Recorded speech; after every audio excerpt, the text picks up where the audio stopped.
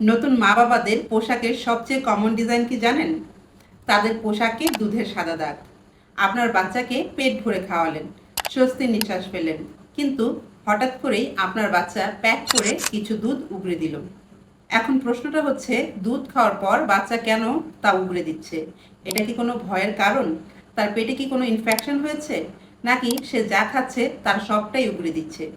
আপনার বাচ্চা যদি সারাদিনে 4 থেকে 5 বার অথবা তার থেকেও বেশি বার দুধ তোলে, তাহলে এই ভিডিওটা শেষ পর্যন্ত দেখুন, কারণ আজকে আমি জানাবো শিশুর দুধ তোলার পিছনের আসল বিজ্ঞানটা কি। যেসব বাবা মায়েরা শিশুর দুধ তোলা নিয়ে সারাদিন দুশ্চিন্তায় থাকেন, তারা একটু রিল্যাক্স করুন, কারণ আজকে আমি জানিয়ে দিব 3টি সহজ ঘরোয়া ট্রিক্স ব্যবহার করে কিভাবে শিশুর এই দুধ তোলা কমিয়ে ফেলা যায়। শিশু কেন দুধ তোলে? যেই সব বাবা মায়েরা শিশুর দুধ তোলা নিয়ে খুব টেনশনে আছেন, প্রথমেই তাদের একটু শান্ত করি। আমরা যেটাকে দুধ তোলা বলি, মেডিকেলের ভাষায় এটাকে বলা হয় গ্যাস্ট্রোসোফাগেল রিফ্লেক্স। আর এটা কোনো রোগ নয়। প্রায় 70 থেকে 80% বাচ্চার ক্ষেত্রে এটা একদম নর্মাল। এখন প্রশ্ন হচ্ছে, বড়রাও তো খায়, কিন্তু তারা তো হুটহাট এরকম খাবার উগরে দেয় না, তাহলে বাচ্চারা কেন এরকম করে? এর কারণ হলো বাচ্চার পেটের কাঁচা মেকানিজম, যা বড়দের মতো ম্যাচিউরড না। আমাদের ফুড পাইপ বা খাদ্যনালী আর পাকস্থলীর মাঝখানে একটা দরজা বা ভালভ থাকে।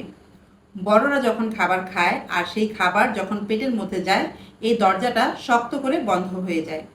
কিন্তু ছোট্ট শিশুদের ক্ষেত্রে এই দরজা বা ভালভটা থাকে অনেকটা নরম এবং আলগা। তাই শিশু যখন দুধ খায়, বিশেষ করে যখন সে বেশি খেয়ে ফেলে বা দুধ খাওয়ার সময় বাতাস গিলে ফেলে, তখন ওই দুধটা এই দরজাকে ঠেলে আবার উল্টো দিকে মুখ দিয়ে বেরিয়ে আসে। এটাকে আমরা বলি দুধ তোলা বা স্পিড আপ। শিশুর বয়স ধীরে ধীরে যখন বাড়তে শুরু করবে, তখন এটা ঠিক হয়ে যাবে। নর্মালি শিশুর বয়স 6 থেকে 9 মাস হওয়ার মধ্যেই এই দরজাটা শক্ত হয়ে যায়, আর এই দুধ তোলা বা স্পিড আপ আপনা আপনি ঠিক হয়ে যায়। মায়েরা প্রায় কনফিউজড হয়ে যায় যে বাচ্চা যা করছে এটা কি নর্মাল দুধ তোলা না ক্ষতিকর বমি। এটা বোঝা কিন্তু খুব সহজ। শিশু যখন দুধ তোলে, সে কিন্তু হাসি খুশি থাকে, তার কোনো কষ্ট হয় না, দুধটা জাস্ট তার মুখ বেয়ে গড়িয়ে পড়ে। ডাক্তাররা একে বলে হ্যাপি স্পিটার, অর্থাৎ শিশুর কোনো সমস্যা হচ্ছে না। কিন্তু আপনি যখন দেখবেন আপনার বাচ্চার মুখ দিয়ে ফিনকি দিয়ে প্রজেক্টাল মোশনে দুধ বের হয়ে যাচ্ছে, তখন কিন্তু সাবধান হতে হবে। প্রতিবার খাওয়ার পর বাচ্চা যদি প্রচণ্ড ফোর্সে বমি করে, আর বমির রং যদি সবুজ বা হলদেটে হয়, আর বমি করার সময় যদি বাচ্চার কষ্ট হয় এবং সে ব্যথায় কাঁদে, আর তার ওজনও যদি ঠিকঠাক মতো না বাড়ে, তাহলে কিন্তু অলসতা না করে দ্রুত একজন শিশু বিশেষজ্ঞর পরামর্শ নিতে হবে, কারণ এটা নর্মাল রিফ্লেক্স নাও হতে পারে। এবার আসি সবচেয়ে কাজের কথায়। ডাক্তাররা এই নর্মাল দুধ তোলা কমানোর জন্য 3টি খুব সহজ কিন্তু দারুণ কার্যকরী লাইফ হ্যাকস সাজেস্ট করেন। এগুলো ফলো করলে শিশুর দুধ তোলা অনেকটাই কমে যায়।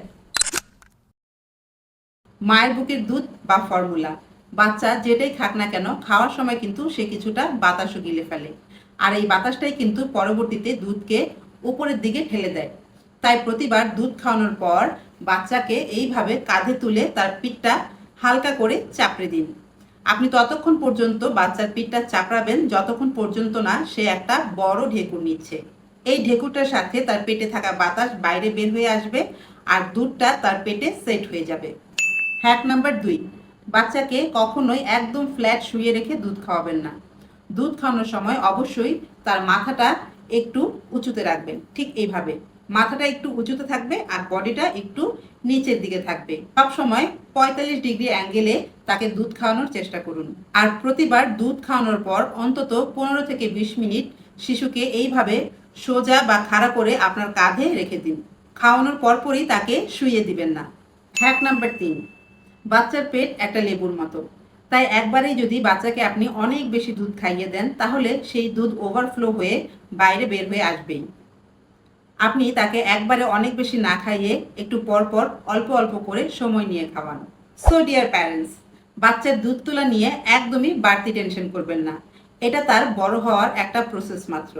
আপনার বাচ্চার ওজন যদি ঠিকঠাক থাকে, সারাদিনে সে যদি 6 থেকে 8 বার প্রস্রাব করে এবং হাসি খুশি থাকে, তাহলে বুঝে নেবেন আপনার বাচ্চার গ্রোথ একদম পারফেক্ট আছে। তাই আপনার জামার উপর সাদা দুধের দাগকে এনজয় করুন, কারণ এই সময়গুলো খুব দ্রুতই চলে যাবে আর আপনি এই কিউট মোমেন্টগুলো মিস করবেন। এখন আপনার কাছে আমার প্রশ্ন, আপনার বাচ্চা যখন দুধ তোলে তখন আপনি কিভাবে সামলান? কমেন্টের মাধ্যমে আমাদের বাকি বাবা মায়েদের সাথে শেয়ার করুন। আমার এই ভিডিওটা যদি হেল্পফুল মনে হয় তাহলে অন্যান্য বাবা মায়েদের সাথে শেয়ার করুন। একটা লাইক দিয়ে আমার এই চ্যানেলটা সাবস্ক্রাইব করে রাখুন, যেন আপনার এই জার্নিটা আরও সহজ হয়।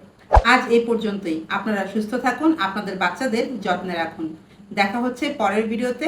আল্লাহ হাফেজ।